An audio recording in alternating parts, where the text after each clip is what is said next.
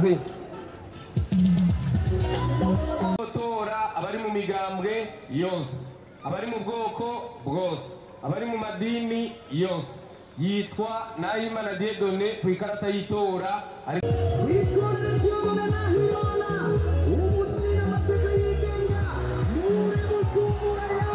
nyene hewe yuyu hasi wambaye no kuri kwa Mungu birakaze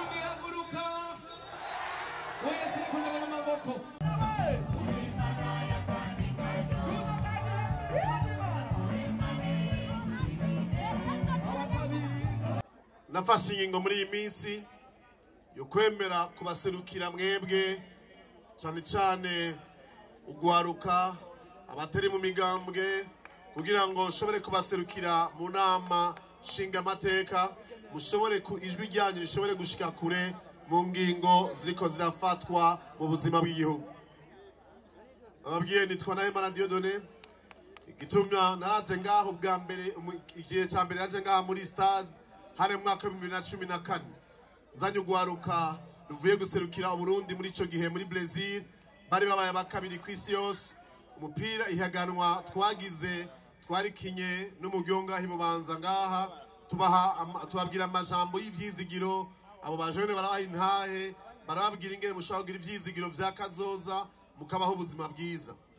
Ni muri uwo mutima nyene ngarutse kugira ngo mbwire cyane cyane abakiri bato yuko hari ivyizigiro ku buzima bwawe, ariko kugira ngo ushobore kubaho neza bigusaba kugira uruhara.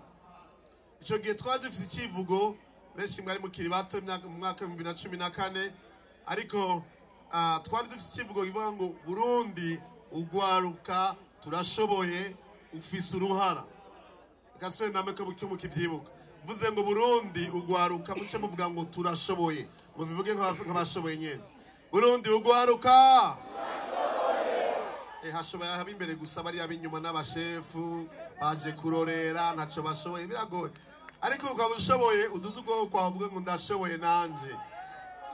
Burundi ugwaruka, Burundi ugwaruka, aracari abantu badashoboye hari inyuma muhambariza uti mwaje gukora iki mudashoboye. Niwabona umuntu avuze atavuze ko ashoboye muhambariza uti waje gukora iki. Burundi ugwaruka,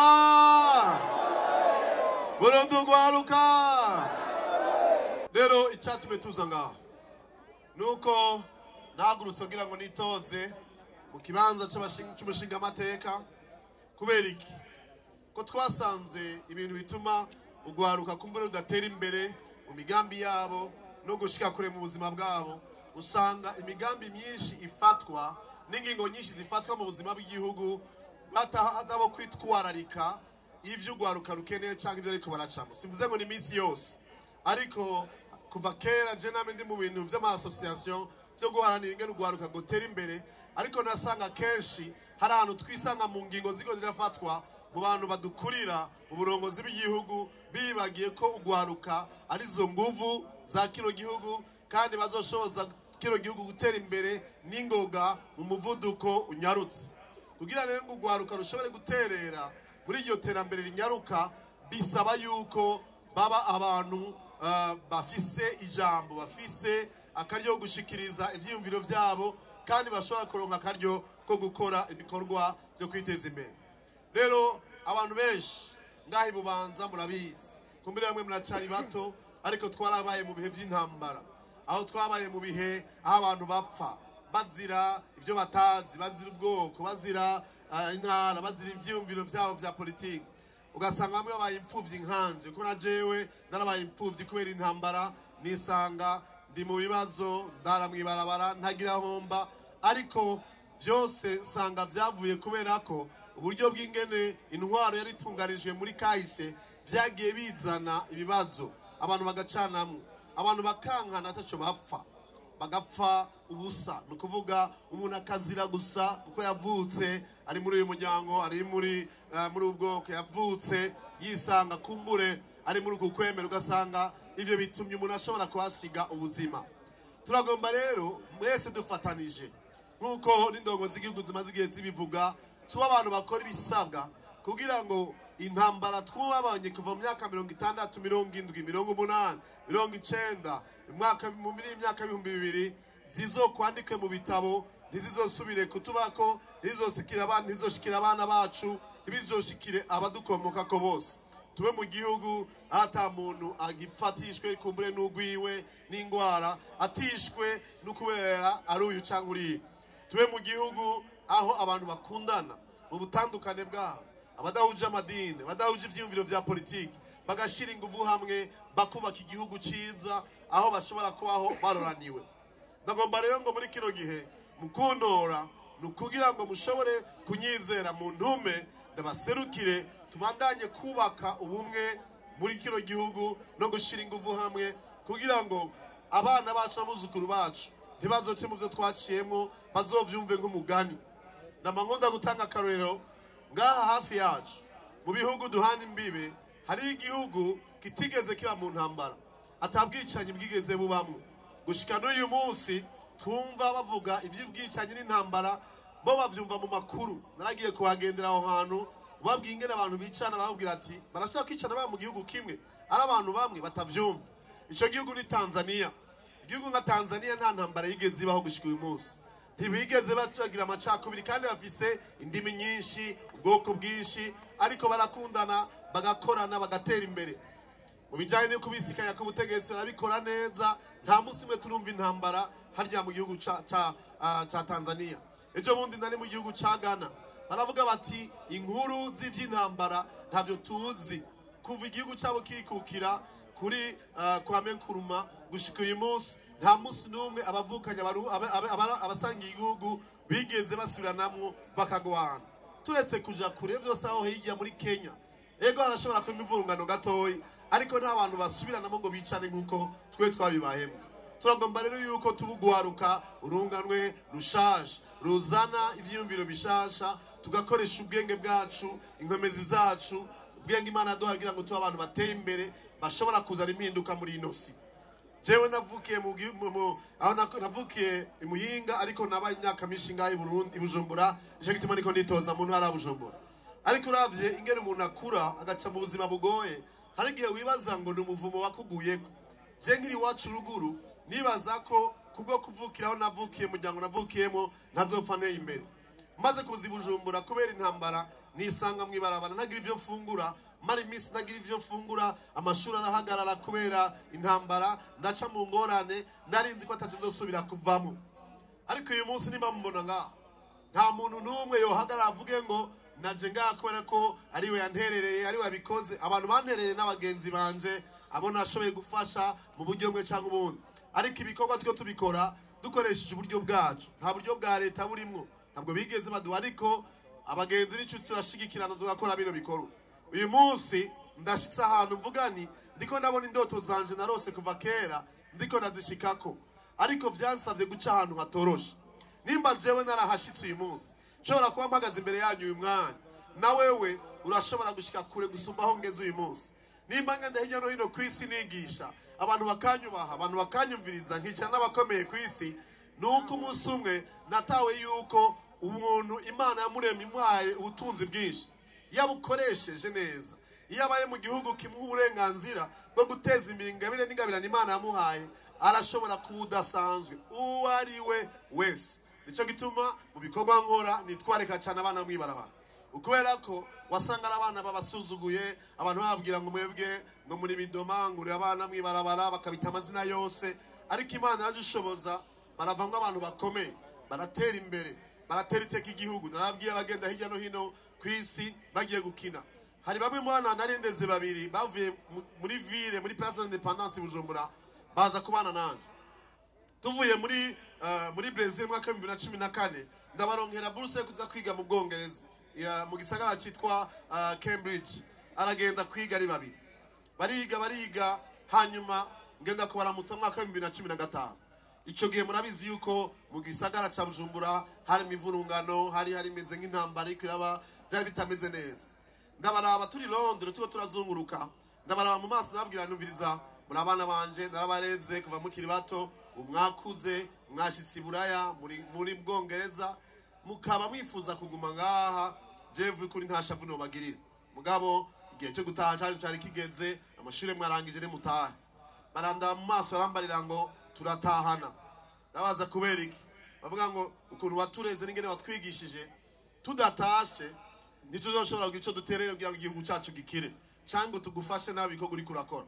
Uyu munsi nibo barongoye ibikorwa vyo kurera abana hajya i Bujumbura muri New Generation, ariko vyavuye ko batahuye yuko uburenganzira bwabo bafise uburenganzira bw'ico baterereye kugira ngo bahindure kino gihugu kibe igihugu ciza.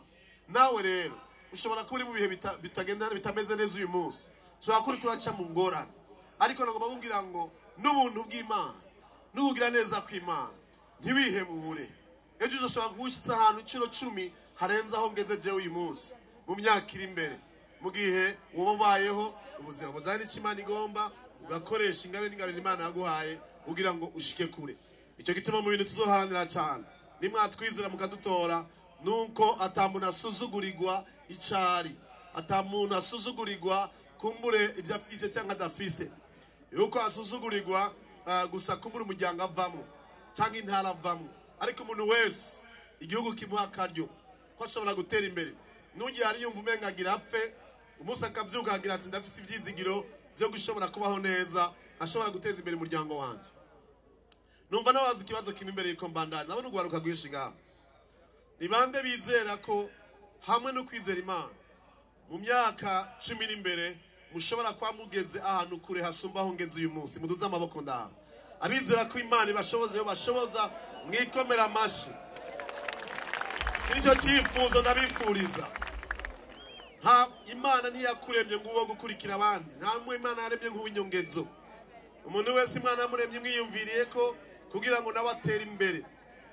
Ariko nkunda kwigisha iyo ngiye mu ahantu henshi, kumbe no ngahana nakababwiye, nimba ufise urukumu rwawe urashobora kuraba ku rutoke rwawe rw'urukumu, murabe utuntu tutuzingi murekunda abo abashaka mugabo batabishaka mureke, murabe urutoke rwawe rw'urukumu. Abo bantu babona utuntu tutuzingi tucafyeko, hari abantu batazanye urukumu rwabo n'abariko barandaba cyane. Wabonye urukumu rwawe?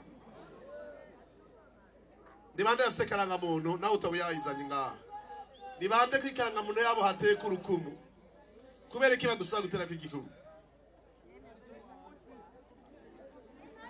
Igikumu bagusavye gutera kuri karanga muntu nukubera to yaturunda kweretse ducafye ku rutoke rwawe.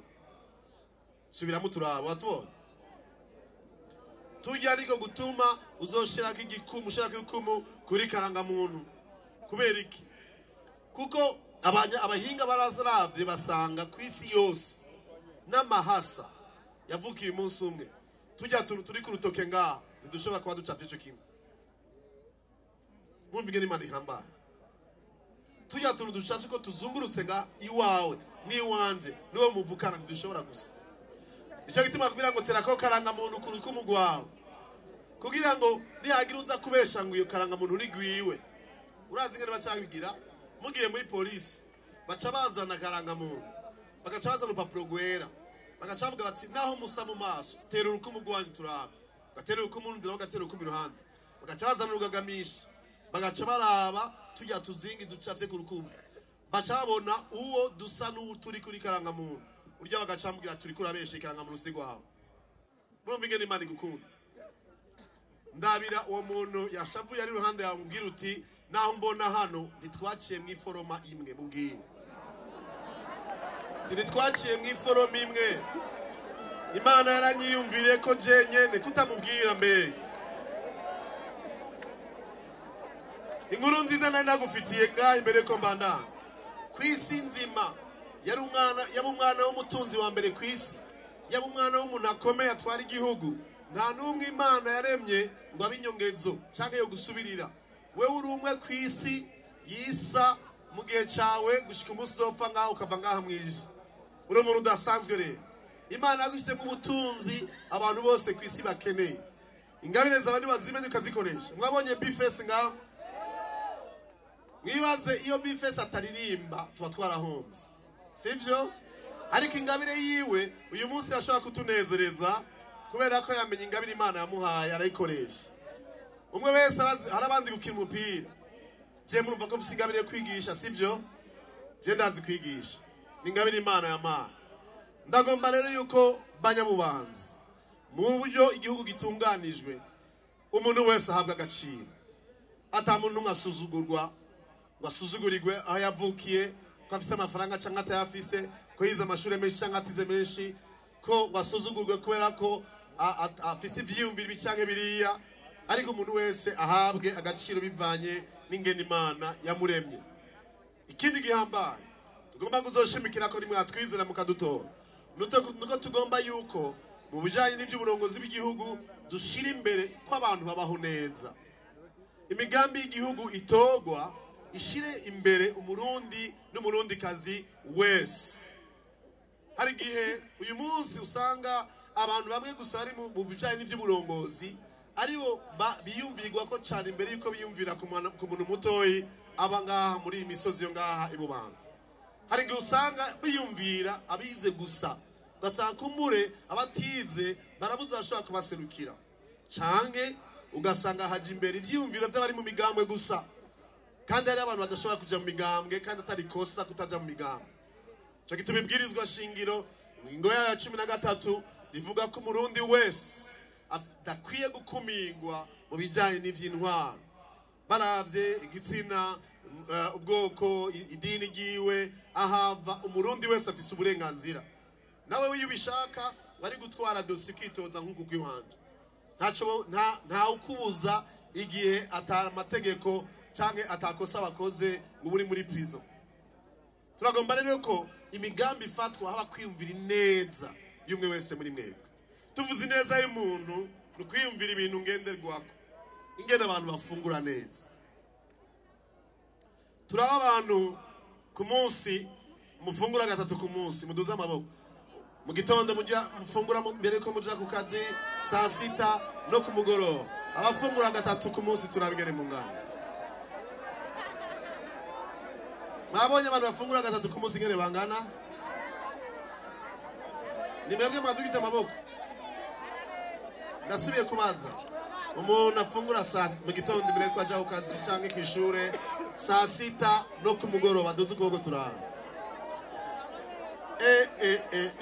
hari kibazo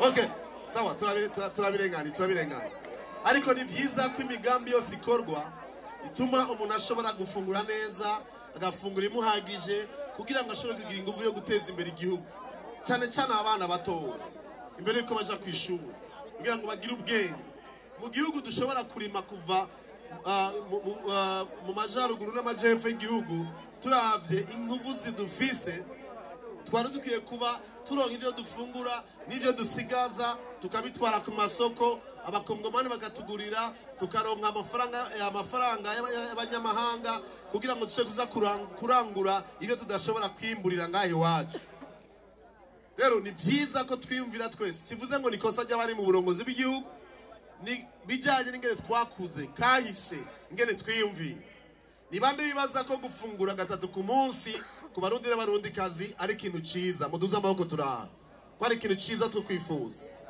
urabifisemo uruhara rero urabifisemo uruhara twese turafise icyo twokora imuvuge ngo nukubera ngo gusa abarongozi mu burongozi bw'igihugu uyu munsi nawe usanga atacu biri kurakora cyo kugwiza umwimbu kugira ngo igihugu gishobore gutera imbere abantu bafungure neza, abantu basuye kumererwa neza. Ikindi twifuza nuko mu migambi y'igihugu haba gushira mwitwariko ingene abantu baryama neza, bakaruhuka neza, uburaro bwiza. Ni ikintu gihamba. Je ndiko ndavuga ibi bintu abantu bavuga ngo yareka kuvuga ivyo, bavuga ikibazo mu cyitoro, bavuga ikibazo cy'ikinakiriya. Ivyo ntibiraba abantu bose. Ego nibibazo ariko ari ubuzima bwa misi yose. Umuntu akenera kuryama akaruhuka. Je nukubera ko kumbure nabaye mu buzima bugoye. Gerageze kuba ahantu ndamara igihe ndashaka kuryama ku matera kubera ingorane z'ubuzima. Ariko ubu mwebwe ngahe mubanza mwarahiriwe mwese muryama ku matera. Oya muri kare gakora kwivugisha. Ico naco mbaza ndabizi ko mwese muryama ku matera. Ariko hariho abantu hariya mu misozi, hariho abantu bariya mu misozi badashobora kuronka n'uburyo bushobora kugura imatera. Ndabibutse ikintu cyo naravuga, aya si amakosa y'indombo z'igihugu gusa, n'amakosa ya mwebwe na mwebwe. Uko ntidushira ingufu hamwe kugira ngo abantu bose bashe kuryama neza. Haracari ahantu abantu baryamana n'impene mu nzu. Dukwiye gukora rero twese ibishoboka kugira ngo abantu baryame neza, bavyuke bafise inkomezi, bagende gukorera igihugu, bateze imbere igihugu. Turacafise akazi kenshi gukora. Wewe nanje tubifisemo uruhara. Cyo gituma tugomba gufasha indongo z'igihugu, dufashe kugira ngo abantu babeho neza. Nivize rero ko imigambi ifatwa, ingene ubutunzi bw'igihugu bukoreshwa ari kugira ngo abantu bafungure neza, bambare neza, baryame neza, bateze imbere ubwenge bwabo, bagira amagara meza, hanyuma tuje muri ryaterambere nyaruka, muri yambona kazoza y'umukuru w'igihugu, duterere twese ari uko tumeze neza. Ivyo rero bikunda gupfira mu mategeko afatwa, nico gituma dukenera abantu baduserukira baba bafise ivyiyumviro vy'ingene twese doshira hamwe inguvu kugira ngo duteze imbere kazi igihugu cacu. Rero ngenda guha karyo kugira ngo wewe uri ngaha cyane cyane abigenga batari mu migambi, bambwiye ngo aha ngo hajaho migambi gusa, hari abigenga bahari. Niba utari mu mugambwe wigenga uvuga uti turiho, ninavuga ngo abigenga muri uvuge ati turiho. Abigenga muriho, duza amaboko yanyu. Inyuma hari abanyamigambi gusa, inyuma hari abanyamigambi gusa. Uyo muntu atandukije ukuboko kumbariza uti waje gukora iki mbega hajya wewe uvuye? Ndabasubiye ndabaze, abigenga muriho, abigenga muriho, haguruka dukayangane, sivyo? Turakunda abanyamigambwe kandi n'abana beza badufasha byinshi, ariko amategeko y'igihugu araduha natwe uburenganzira nk'abigenga, sivyo? Rero reka tuzovyerekana itariki 5 z'ukwezi kwa gatandatu. Ni winjira mu kazu k'itora, urutoke rwawe uzorutumbereza ku nimero zingahe? Uzorutumbereza hehe? Ku muntu yitwa nde? Kugira ngo aguserukire mu nama nshinga amateka, kugira ngo agufashe kwiyumvira ingene amategeko y'igihugu atorera inyishu ibibazo ufise, twitwararika ineza yawe n'ineza y'abarundikazi bose. Reka ndabasabe mwebwe mwese mwanyumvirije neza, mwikomera amashi menshi gitangaza.